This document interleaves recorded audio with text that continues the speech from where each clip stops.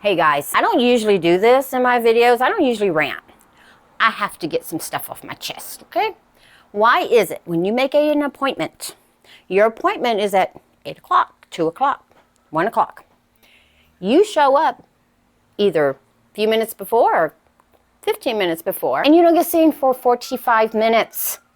But yet, if you're late to your appointment, you've got no-show fees, late fees, you got to reschedule, like all this stuff going on.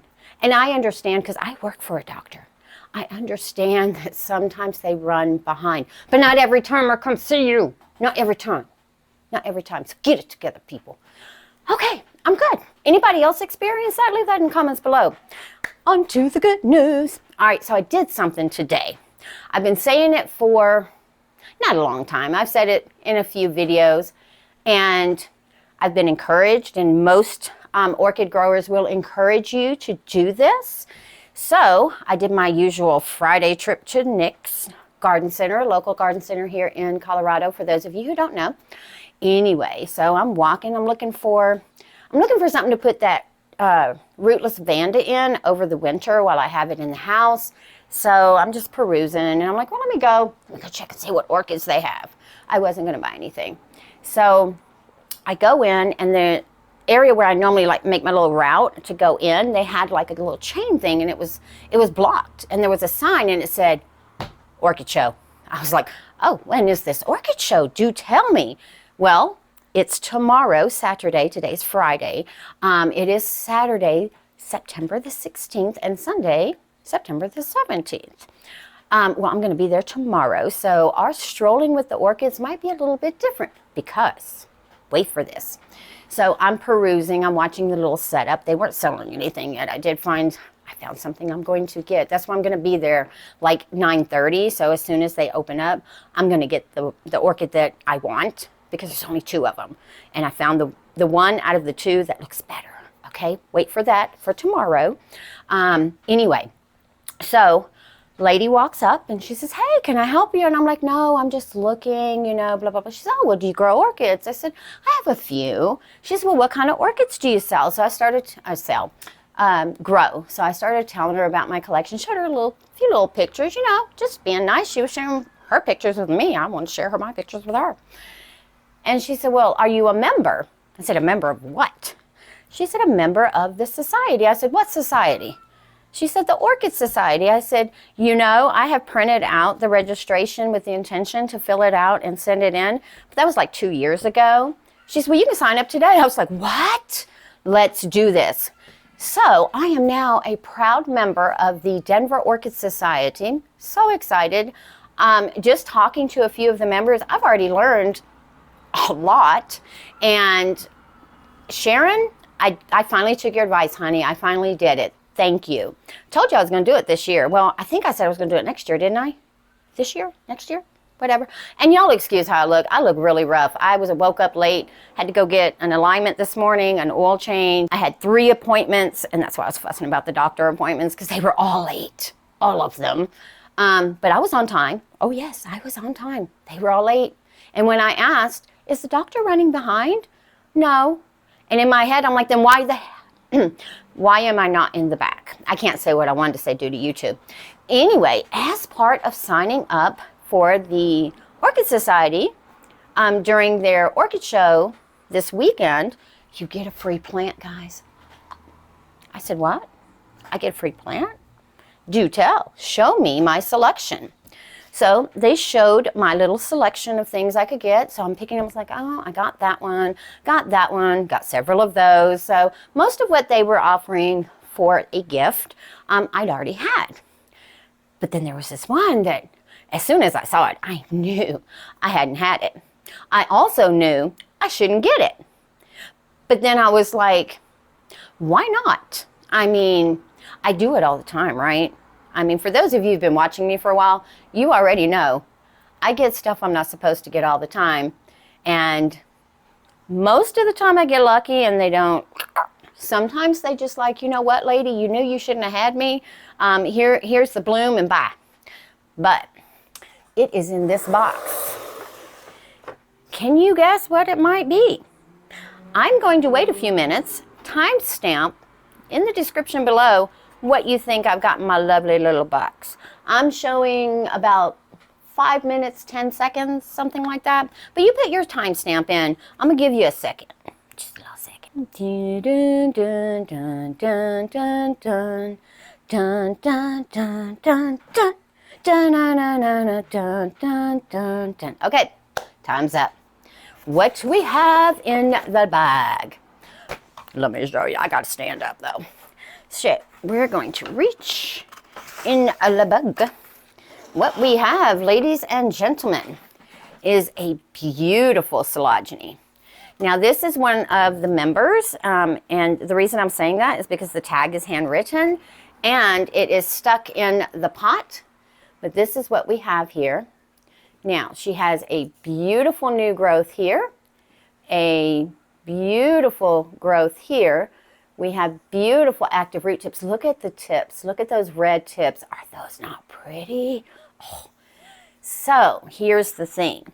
I was talking to one of the members, and I said, now would be a good time to repot this, right? Because of the new roots. He said, absolutely. I said, okay, well, I want to kind of repot it when I get home because she's side heavy, as you can see. And he said, oh, that won't be a problem, because I told him I keep my windows open. And he said, well, she's actually been homegrown, so she should do well in your environment. So I was meant to get a Coelogyne, guys. Look at her. I'm just going to hold her out. Look at this. Oh, my goodness, she's so pretty. Where am I going to put her? I ask that all the time, but I always manage to find a spot. I have no freaking idea. I've already got the ICPUs sitting right here. Who knows? I might just set up another table and just start putting orchids on there, because pretty soon I'm going to have to bring the ones that are outside inside, and everybody's going to get crowded anyway. So, hey, let's just make it look even more full. So what I'm going to do is I'm going to set everything up. We're going to get her out of her pot. We're going to look and see what she's got in that pot. And I'm probably jumping the gun, maybe. But I do know they like a lot of water, and I always water new orchids that I get repotted because the media obviously dries out faster. So she's going to get lots of water anyway. So I'll be right back once I get everything ready. So I think I have everything I need. I'm going to use medium, small, and large Orchiata bark with some perlite. And I've got my mycorrhizal fungi, and I've decided what I'm going to do with her. I'm going to put her in Le Basket. I'm going to put a hanger on it, and she's going to hang. This way, she can grow as big as she wants without taking up too much horizontal space. She can have all the vertical space she wants. Got my bowl. She has been soaking since we last saw one another. So let me just get her drained off real good here. If you have a Coelogyne, let me know down below. And let me know how you grow yours, especially if you grow it in the home, because that will be interesting to know. Now this is pretty snug. That I don't know if that means that she's got a lot of roots in there or what, but I need to be a little careful. So I'm going to grab her by one of her older bulbs here, this big one here, and see if we can just, maybe not. Okay, this is not as easy as I thought it was going to be. But I do have the fiskars here, so we can just cut the pot here. Let's see, maybe. There we go. Let's see if we can get all the way down into that. You know what, might be better if I put it down, huh? And then we'll just try to get to the side of the pot. And I'm hoping not to damage anything. Let me use the smaller ones because they can get right snug up next to it. Let's see. Oh my, I'm not sure what we're gonna do here, guys. Now I do have my windows open, so if you hear some noise, it is coming from outside. If I can edit it out, I will. If I can't, well, we'll just have to deal with it. Okay, let's try it this way. There we go. Now we're cooking. Now it's coming. Let's see. Let's get up under there. Let's see. Oh, well, this explains it. Look at those roots right there, ladies and gents. That would explain why I was having a hard time getting her loosened out of there. Being careful of those root tips right there.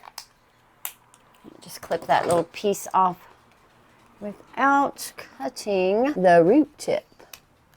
There we go. Let's hold her to the side again, this way. See if I can finish cutting the pot out here. There we go. Now maybe we can get her out. Look at those gorgeous roots. Now I don't know if they're all viable. There are a lot of roots there. I just don't know how viable they are. We're about to find out though. All right, let's see. There we go. All right, let's see if we can just take the rest of the pot off the side here. Will it come loose? Nope. It is not going to cooperate. Looks like we're going to have to just keep cutting in and see what happens here. At least I can push it away from the orchid and get that off. There we go. I mean, it's a good problem to have. There we are. So that is what we've got, and they feel fairly firm. Now, what I am going to do, warning, warning, if you don't like watching roots get cut, close your eyes. I'll let you know when to open them, because I'm going to cut the bottom off so I can start getting media to come out. Okay, you can open your eyes. And I'm not going to do too much as far as root cleanup or anything like that. I'm disturbing her enough by doing this, so I'm not going to do too much on the roots. I'm just going to grab the ones that are obvious. All right, more root cutting. Close your eyes. I know you can hear it, but you can't see it. If you can't see it, it's not happening, right? Isn't that how the little kids do? Close their eyes. And if they close their eyes, whatever you're saying and doing, they don't hear it. All right, open them back up. We are back to unraveling some roots here. Again, I'm trying to be mindful of where the roots are, root tips are. Because most of the roots that I did cut off, a lot of them were in the center. So I just want to get enough of this media out so I can get her to fit into the pot. And let's start taking some of these sheaths off of here. There we are. Expose these beautiful bulbs. And let's see, can we get the tag loose? There we are.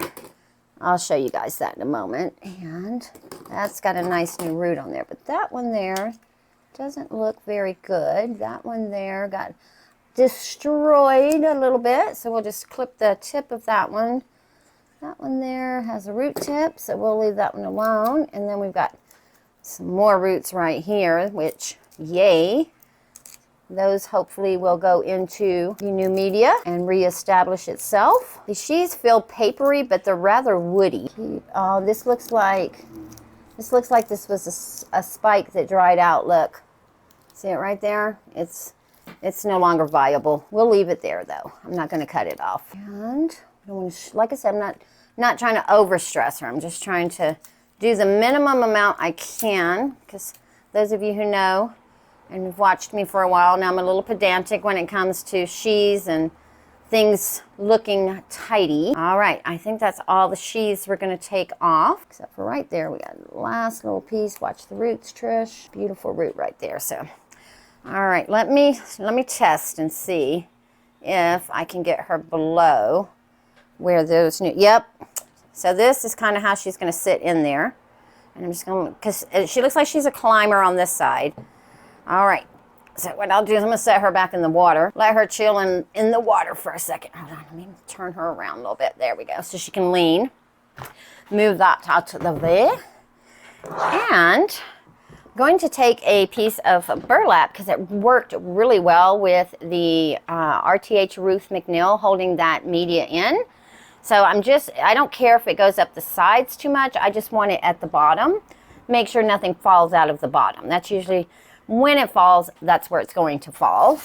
We'll put some media at the bottom to set her into. There we go. All right. Oh, get some mycorrhizal fungi. Anybody else use this? I got this from Matthew over at Plant Lovers. I saw him using it a few times and decided I'd try it, and I have gotten pretty good success with it. Then I'm going to put a little bit of media across that, and I'm going to go ahead and put some slow release fertilizers in here because she is an active growth. This way it doesn't fall out on the sides up here where there is no burlap. Now we're going to place Miss Lady in here, fill her up, and then I'll be back once we're done. She is all tidied up in here, and I respected the fact that these roots were not in any media, so I did not cover them up, but she's got room to grow, and she can just stay in that basket for some time. Let me get off the chair so you can kind of see what she looks like when we have her all hung up. So there she is. I'm probably going to have to move her because if you look right there, she's already touching the wall right there. But for now, that's where she'll be until I figure out a different place. Maybe put a hook a little further out so she's still hanging kind of in that area, but a little further out or maybe somewhere else. But for now, that's where she's going to chillax and settle in. Everyone have a beautiful day. Don't forget to like the video, subscribe if you haven't, and I'll see you on the next one.